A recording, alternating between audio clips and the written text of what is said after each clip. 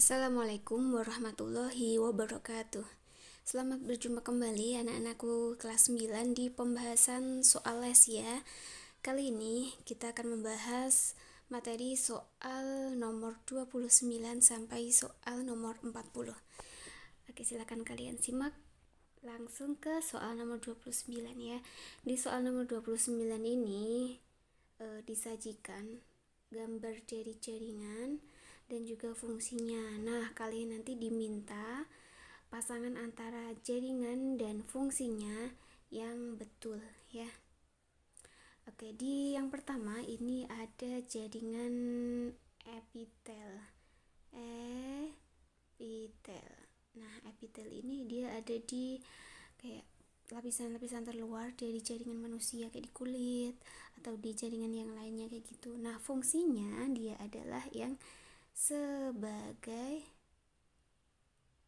pelindung yang ini ya. Jadi ini untuk soal nomor 1. Sekarang berarti yang ini salah. Yang nomor 2 sekarang. Ini adalah gambar sel darah merah atau trombosit. Nah, fungsinya itu untuk mengangkut oksigen. Yang nomor 2 betul. Nomor 3 sekarang. Ini adalah gambar dari otot. Nah, fungsi dari otot adalah sebagai alat gerak. Ini juga betul ya. Sekarang kita lihat yang 4. Gambar keempat ini adalah sel syaraf. Nah, fungsinya dia adalah sebagai menerima rangsang. Berarti yang keempat kurang betul. Oke? Jawabannya berarti yang betul adalah 2 dan 3. Yaitu yang C. Oke, kita lanjut soal nomor 30. Di soal nomor 30 itu kalian ada gambar terus dikasih tanda X. Nah, X ini adalah termasuk sendi engsel. Berarti jawabannya kalau enggak C ya D ya. Nah, sekarang kita lihat pilihannya. Yang C, sendi engsel menghubungkan tulang belikat dan tulang pengumpil. Bukan ya, karena tulang pengumpil itu ada di sini dan tulang belikat itu ada di sini. Berarti yang C bukan. Oke, ini yang A dan B jelas salah ya, itu karena bukan sendi peluru. Sekarang kita lihat opsi yang D. Sendi engsel menghubungkan tulang lengan dan tulang hasta. Betul sekali. Ini tulang lengan dan ini tulang hasta. Berarti jawabannya adalah yang D ya. Oke, kita lanjut soal nomor 31. Nah, ini ada gambar dari organ pencernaan makanan. Tapi soalnya agak unik ya ini ya. Oke, kita lihat ya. Saat Anan pulang sekolah, ibunya telah menyiapkan kudapan berupa tahu goreng dan kacang rebus. Enzim yang mencerna makanan tersebut adalah pertama kita harus tahu bahwa ini pencernaan ini ya, organ-organnya. Kalau W ini mulut, X ini adalah lambung, Y ini pankreas, dan Z ini adalah usus halus. Masing-masing mereka organ-organ itu memproduksi enzim-enzim tertentu. Nah, kita lihat nih tahu goreng ya, itu merupakan contoh protein. Sedangkan kacang rebus itu contoh lemak. Nah, sekarang enzim untuk mencerna protein itu adalah enzim protease. Letaknya ada di lambung, pankreas, dan usus halus. Kalau di gambar simbolnya X, Y, dan Z. Sedangkan lemak yang tadi pada kacang itu dicerna dengan bantuan enzim lipase. Nah, enzim lipase ini ada di organ X dan Y, yaitu lambung dan pankreas. Nah, kalau kita sudah tahu simbol-simbol organ yang dipakai ini ya, ada X, Y, Z dan XY. Ini warnanya tak bedain supaya nanti kita lebih gampang memahaminya. Kita buat pasangan yang mungkin. Nah, tadi kan yang ditanyakan enzim yang mencerna tersebut ya. Jadi huruf yang pertama adalah untuk enzim yang di protein. Ini yang di bawah ini yang warnanya hijau, ini protein. Kemudian yang warnanya merah ini adalah yang untuk lemak. Nah, ini pasangannya. Udah tak pasang-pasangin. X, Y, Z pasang dengan X, Y, X, Y, X, Y. Nah, ternyata dicocokkan dengan A, B, C, D-nya di sini. Yang betul adalah yang A, X, dan Y ini. Pasangannya yang ini nih. Yang ini kurang tepat, yang ini juga kurang tepat. Kayak gitu ya. Jadi prosesnya agak rumit. Jadi kita pertama tahu dulu organ-organ ini itu apa kan, kemudian kita tahu makanan yang dimakan Anan itu kandungannya apa, kemudian enzim yang mencerna itu apa, baru kita buat pasangan dari organ dan enzim yang tepat. Oke, kita lanjut soal nomor 33. Nah, soal nomor 33 ini ada gambar jantung ya. Kalau kita lihat sebentar, kalau kita lihat gambar jantung, kalau kita bagi 4 kayak gini ya, ada bagian 1, 2, 3, dan 4. Nah, bagian 1 dan 2 ini kita menyebutnya serambi. Nama lainnya atrium ya. 3 dan 4 kita menyebutnya bilik atau nama ilmiah ventricle. Nah, yang ini yang kanan, yang ini yang kiri. Berarti X adalah serambi yang kanan. Nih. Berarti jawabannya kalau tidak C ya D ya. Sekarang kita lihat. Jadi fungsinya serambi mau kanan mau kiri dia itu cuma menerima. Yang memompa itu adalah biliknya atau ventrikelnya. Berarti jawaban yang paling tepat adalah D ya. Jadi itu X adalah gambar serambi kanan yang menerima darah yang mengandung karbon dioksida dari seluruh tubuh. Oke, kita lanjut pembahasan soal nomor 33 ya, tak berbesar lagi. Oke, di soal nomor 33 ini kita harus menganalisa dulu ya. Yang pertama dari A ke B, ini proses nafasnya apa, kemudian kita input, kita masukkan informasinya itu ke dalam grafiknya kayak gitu. Yuk, setelah kita lihat dari A ke B ya, itu adalah proses inspirasi. Nah, inspirasi kayak proses tarik nafas. Nah, itu yang ada merupakan yang udara di paru-paru itu pas proses inspirasi itu namanya volume tidal. Nah, volume tidal ini besarnya volumenya itu 500 cc atau 500 mm. Nah, informasi 500 ml ini yang kita cocokkan ke grafiknya.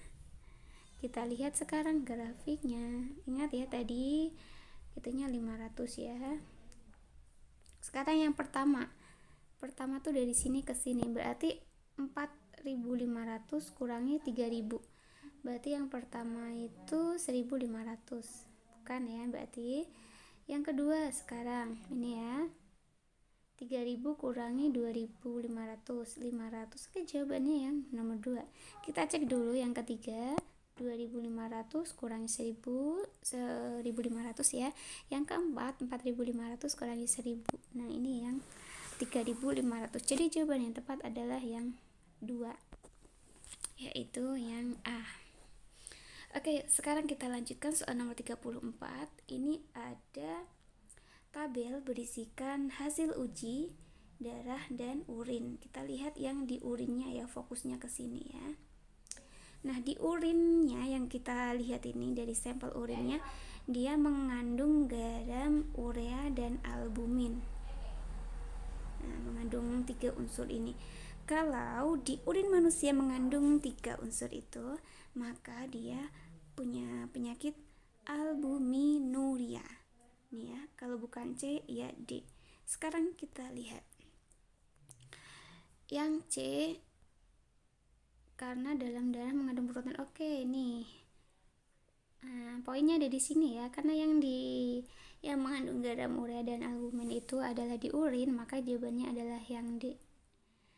Bukan diabetes karena di dalam urinnya tuh dia tidak ada glukosa minus ya, berarti bukan diabetes kayak gitu. Yuk kita lanjut soal nomor 35. Oke, ini ada gambar dari siklus menstruasi ya. Yang bawah ini diumpamakan kayak dinding ovarium, dinding rahim. Oke, yang atas ini gambar grafiknya. Yuk kita lihat dulu. Kita pahami dulu arti dari grafik itu. Maksud dari grafik itu, jadi menstruasi itu dibagi 3 fase, 1, 2, dan 3. Yuk kita bahas masing-masing fasenya ya. Di fase yang pertama itu terjadi saat hormon FSH memicu berkembangnya folikel dalam ovarium. Folikel itu apa toh? Nah, folikel inilah yang menghasilkan hormon estrogen dan progesteron yang memicu dinding rahim untuk menebal. Tadi kan ya, ini. Nah, dinding rahim supaya dia menebal.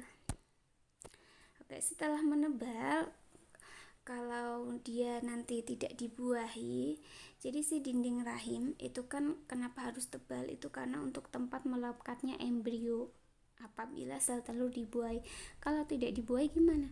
Kalau tidak dibuahi maka terjadi yang namanya fase sekretori. Nah, ini karena nggak dibuahi ya, jadi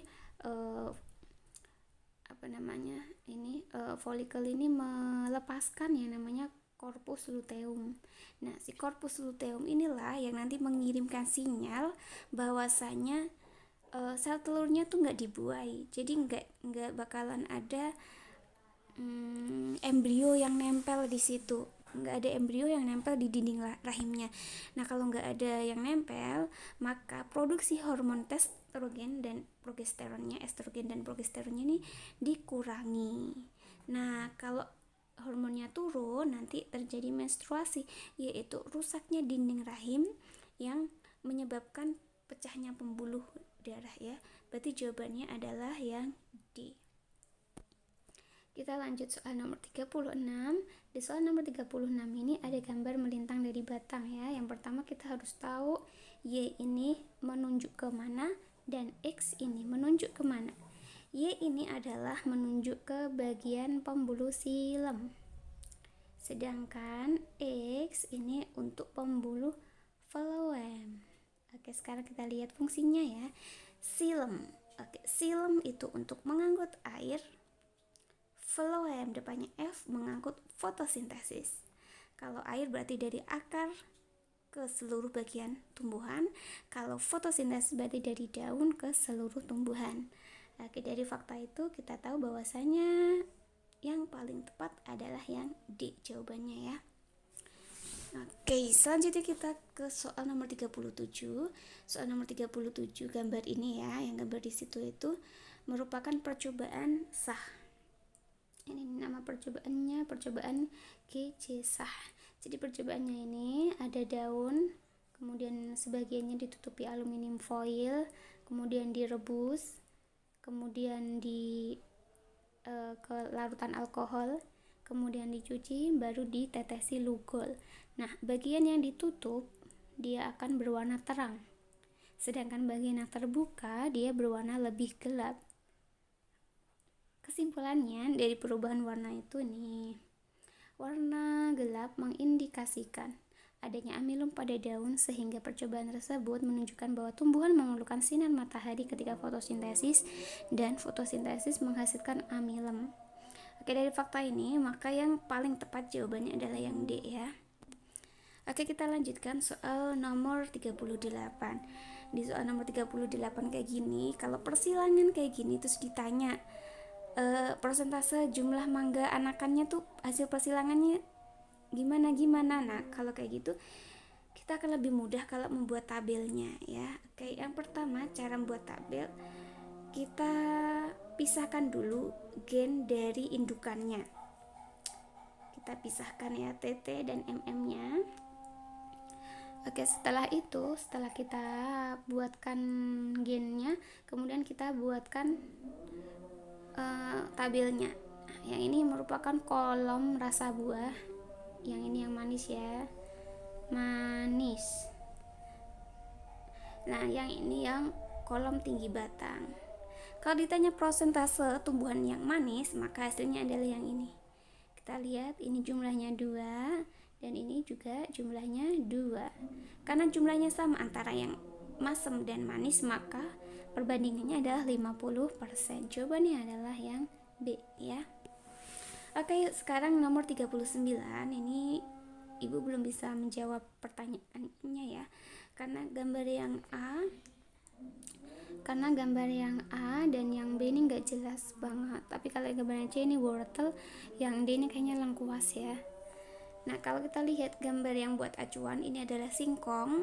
Singkong itu dengan stek batang dan umbi. Umbi ya. Nah, kalau C ini dengan umbi, wortel. Kalau yang D ini dengan akar rimpang. Jadi jawabannya tuh kalau nggak A ya B. Kan, tapi nggak tahu kalau A itu gambar apa, B itu gambar apa, nggak tahu juga. Kayaknya sih A sih, tapi nggak tahu juga sih, nggak pasti. Oke, kita lanjut ke soal yang terakhir, soal nomor 40. Di daerah tertentu banyak dihasilkan singkong ketela. Nah, oke, kita langsung ke ininya, itu kan bioteknologi mengubah singkong menjadi apa? Glukosa dan alkohol. Nah, singkong ini kenapa pakai singkong? Karena dia mengandung amilum. Untuk mengubahnya kita pakai bakteri apa? Pakainya bakteri Saccharomyces cerevisiae. Jadi jawabannya kalau bukan A ya B ya. Tapi kita pilih yang A karena yang A ini betul mengubah amilem menjadi glukosa dan alkohol. Sedangkan yang B itu mengubah glukosa menjadi amilem dan alkohol, itu kurang tepat. Jawabannya A. Kenapa bukan yang C dan D? Karena yang C dan D ini untuk mengubah susu menjadi keju dan yogurt. Oke, demikian penjelasan pembahasan soal les 1 kode 42 ya, untuk soal nomor 29 sampai soal nomor 40. Terima kasih karena sudah menyimak sampai akhir. Kurang lebihnya mohon maaf, semoga bermanfaat ya. Jaga terus kesehatan. Terima kasih dan sampai jumpa di pertemuan selanjutnya. Assalamualaikum.